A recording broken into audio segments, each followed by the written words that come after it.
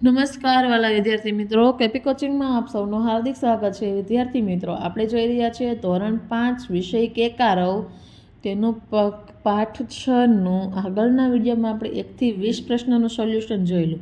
આજે આપણે જોઈશું પ્રશ્ન 21, સપના રે સપના. કાવ્યના આધારે નીચે આપેલા પ્રશ્નોના માત્ર એક જ શબ્દમાં જવાબ લખો.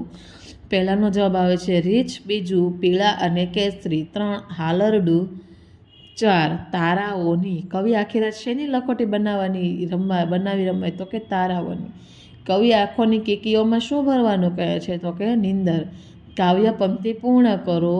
અખિयों में भर जा भूरे भूरे बादलों में भालू, लोरिया सुनाए लारालू, तारों के कंचों से रात भर खेलेंगे.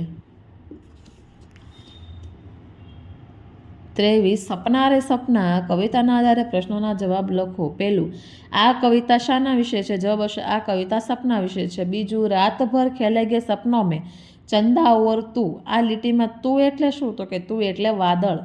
3 ભૂરે ભૂરે બાદલો એટલે કેવા વાદળ તો કે ભૂરે ભૂરે બાદલો એટલે વાદળી રંગના વાદળો. 4 ભીનું શું છે? ચાંદાની શીતળતાનો પડછાયો ભીનો છે. 5 સપનું કોની જેમ પાણીમાં ઊભું છે તો સપનું બગલાની જેમ પાણીમાં ઊભું છે. 6 સપના અપના જેવા સાંભળવામાં એક સરખા લાગતા શબ્દોની જોડી બનાવો.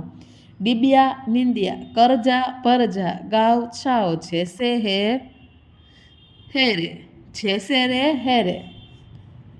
સમજ આધારિત પ્રશ્નો. પહેલું, કવિતાની કઈ પંક્તિ તમને ખૂબ ગમી લખો. તારો કે કંચે સે રાત ભર ખેલેંગે. કવિતાની આ પંક્તિ મને ખૂબ ગમી.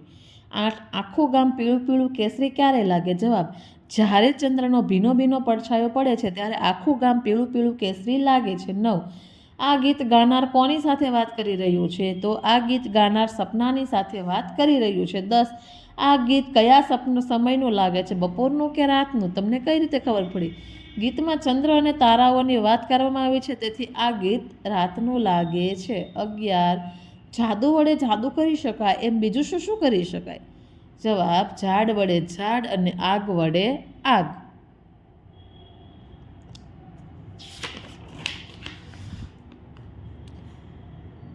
12 તમારા કુટુંબમાં નાના બાળકોને સુવડાવવા માટે કયું ગીત ગવાય છે? એ હાલરડાની 2 પંક્તિ લખો. અમારા ઘરમાં નાના બાળકોને સુવડાવવા માટે સાવરે સોનાનું મારું પારણ્યું ને ઘૂઘરીનો ગમકાર બાળા પોઢોને.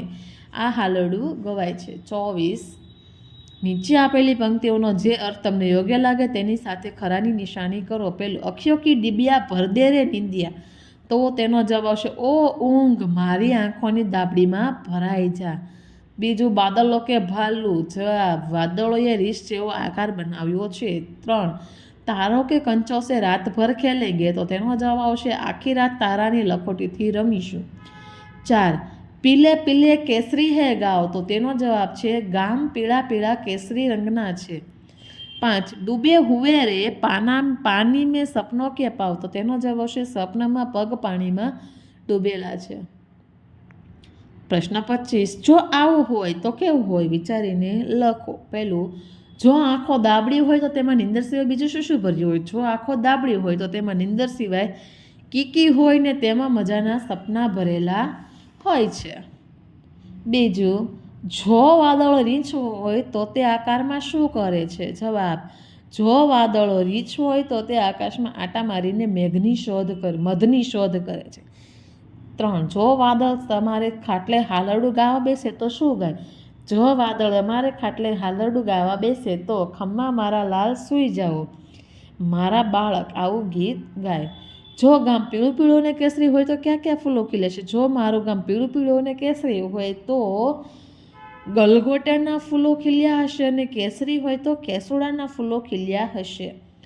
5 જો ચાંદની ભીની ભીની હોય તો તે શાના કારણે? જવાબ, ચાંદની ભીની ભીની એટલા માટે છે કે ચંદ્રની આસપાસ જળથી ભરેલા વાદળો હોય છે, તેથી ચંદ્ર પણ શીતળ હોય છે અને તેની ચાંદની ભીની ભીની હોય છે. 6 જવાબ જોઈએ.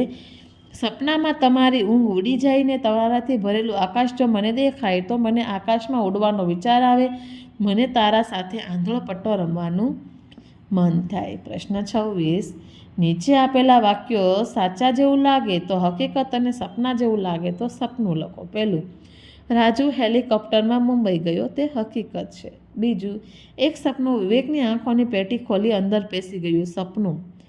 3, રમેશે બારણે ટકોરા માર્યા, તે હકીકત છે. 4, નેહાએ એક પક્ષીને ઉડતું જોઈ તેની જેવી પાંખો બનાવવાનું નક્કી કર્યું, આ એનું સપનું છે કે નેહાને પક્ષી જેવી પાંખો હોય.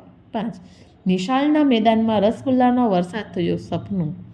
6, જેવી મેં ગિલ્લી ઉડાડી કે તે ચકલી બની ગઈ, સપનું. 7, મોડું થયું તો હું ઉડતી શેતરંજી પર બેસી ઝટ પહોંચી ગયો, જવાબ સપનું. 8, દોડ સ્પર્ધામાં મારો પહેલો નંબર આવ્યો, આ હકીકત છે.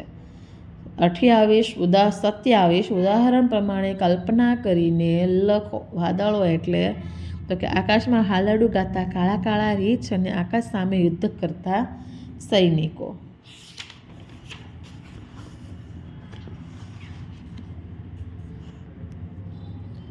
પહેલું, જો વરસાદ એટલે આકાશમાં ઊંધા લટકાવેલા ફુવારા, આકાશમાં ચાલુ રાખેલા નળ, તો કે આકાશમાં ગોઠવેલી ચારણી. બીજું તો જવાબ આવશે લીલા રંગની પીંછીઓ, ધરતી પર લીલા રંગની પીંછીઓ. 3, જવાબ છે દરિયામાં ફિટ કરેલા પંખામાંથી આવતી હવા. 4, વીજળી એટલે આકાશમાં થતી ટોર્ચ લાઇટ. 5, આકાશમાં ઉડતો આગિયો. 6, વિમાન એટલે પૈસાથી આકાશમાં મુસાફરી કરાવતું વિશાળ પંખી, તો આકાશમાં ઉડતું નિર્જીવ પંખી. મોર એટલે પીછાઓનો ગુચ્છો લઈને ફરતું પંખી. પ્રશ્ન 28, અહીં 2 ફકરાના વાક્યના ટુકડા ભેગા થઈ ગયા છે. ટુકડા છૂટા પાડો, વાક્ય બનાવો અને ફકરા છૂટા પાડીને લખો. જો અહીં આપણને વાક્યો આપેલા છે તેના આધારે આપણે ડાયરેક્ટ પેરેગ્રાફ જોઈએ. તો કે વૃક્ષાસન કરીએ, સાવધાનમાં ઊભા રહો, જમણા પગને ઘૂંટણથી વાળીને ડાબા સાથળ પર ગોઠવો, ડાબા પગ પર શરીરનું સંતુલન ગોઠવી લો, આ બંને હાથ ઉપર કરો, માથા પર નમસ્કારની રીતે હાથ જોડો, ઊંડા શ્વાસોશ્વાસ કરો, આ રીતે જ્યાં સુધી ઊભા રહી શકાય ત્યાં સુધી ઊભા રહો, આ રીતે પગ બદલીને પણ ફરીથી કરો. બીજું છે પેરેગ્રાફ, તો કે ગાંધીજીનો જન્મ પોરબંદરમાં થયો હતો, તેમનું મૂળ નામ મોહનદાસ હતું, તેમના માતાનું નામ પુતળીબાઈ અને પિતાનું નામ કરમચંદ હતું, તેમણે ઇંગ્લેન્ડ જઈને વકીલાતનો અભ્યાસ કર્યો હતો. મોહનદાસ આફ્રિકામાં વકીલાત કરી હતી, આફ્રિકામાં પણ તેમણે સત્યાગ્રહ કર્યો હતો. પ્રશ્ન 29, આપેલી ઘટનામાં પહેલાં અને પછી શું થશે તે વિચારીને લખો. અહીં જો મેં અગાઉથી લખી રાખેલું છે આ પ્રમાણે તમે વ્યવસ્થિત સારા અક્ષરે તમારી સ્વાપોથીમાં ઉતારી લો. પહેલાં શું થયું, તો કે મેં હાથ લાંબો કર્યો એટલે મેં હાથ લાંબો કર્યો. બીજું છે મેં એક મોટો પીળો પતંગ લીધો. અને ત્રીજું, એકવાર મારા સપનામાં એક ભૂત આવ્યું, મને કંઈક કહેવા માગતું હતું. પછી હજી મેં આંખ ખોલી ત્યાં તો પંખી મારા ખાટલા પાસે આવીને ઊભેલું. પછી શું થશે, તો કે મેં તરત જ તેને ઉંચકી લીધું. મેં હાથ લાંબો કર્યો એટલે અંગૂઠા જેવડું પંખી મારી હથેળીમાં આવીને બેઠું અને ચણચણવા લાગ્યું. મેં એક મોટો પીળો પતંગ લીધો તો તેને મજબૂત કન્ના બાંધ્યા અને મારો પતંગ ખૂબ ઊંચે પહોંચી જશે. મેં તેની વાત શાંતિથી સાંભળી એટલે ભૂત મારું દોસ્ત બની ગયું. પછી તો અમે બંને સાથે રમવા લાગ્યા. કોઈએ અમારા ઘરનો દરવાજો ખખડાવ્યો. મેં જોયું તો તે એક ગરીબ ગિફ્ટનું પાર્સલ લઈને આવેલા ટપાલી ભાઈ હતા. પ્રશ્ન 13, નીચેનો ફકરો વાંચો અને પ્રશ્નોના જવાબ લખો. ફકરાના આધારે પ્રશ્નના જવાબ છે. પહેલું, આમાં કઈ કઈ રમતની વાત આવે છે? જવાબ, આમાં ખોખો, ગિલ્લી દંડો કે ઘર ઘર રમતની વાત આવે છે. નંબર 2, છોકરો કઈ રમતો રમે છે? તો જવાબ છે છોકરો ખોખો અને ગિલ્લી દંડો રમે છે. 3, છોકરી કઈ રમતો રમે? છોકરી ઘર ઘર રમત રમે છે. 4, આશાને રમત વિશે શી ફરિયાદ છે? તો કે આશાને મોટર ચલાવે છે પણ બા બાપુ તેને તું છોકરી છે આ રમત ન રમાય તેમ કહી ન રમવા નથી દેતા, આથી તેને ભેદભાવની ફરિયાદ છે. 5, મમ્મી પપ્પા આશાને મોટર કેમ નથી આપતા? મમ્મી પપ્પા આશાને એવું કહે છે તું છોકરી છે તારે એનાથી ન રમાય માટે તેને મોટર નથી આપતા. તમારા ઘરમાં ભાઈ અને બહેનને રમવાના રમકડા જુદા જુદા છે? તો કે હા, મારા ઘરમાં ભાઈ બહેનને રમવાના રમકડા જુદા જુદા છે. 7, છોકરી આશા રમે છે તેવા રમકડાથી રમે અને છોકરો આશાનો ભાઈ રમે છે તેવા રમકડાથી રમે. એ વાત તમને બરાબર લાગે છે? ના, આ વાત બરાબર લાગતી નથી, કારણ કે છોકરો અને છોકરી એવા ભેદભાવની પહેલાં બંને માનવબાળ છે, માટે કોઈ ભેદભાવ હોવો જોઈએ નહીં. નંબર 8, આશાના મમ્મી પપ્પાને તમે શી સલાહ આપશો? જવાબ: આશાના મમ્મી પપ્પાને હું એવી સલાહ આપીશ કે અત્યારના સમયમાં છોકરી કે છોકરો એવો ભેદભાવ નથી રહ્યા. છોકરીઓ વિમાન પણ ઉડાવે છે, આથી આશાને પણ ભાઈની જેમ મોટરથી રમવા દેવી જોઈએ. થેન્ક યુ વિદ્યાર્થી મિત્રો.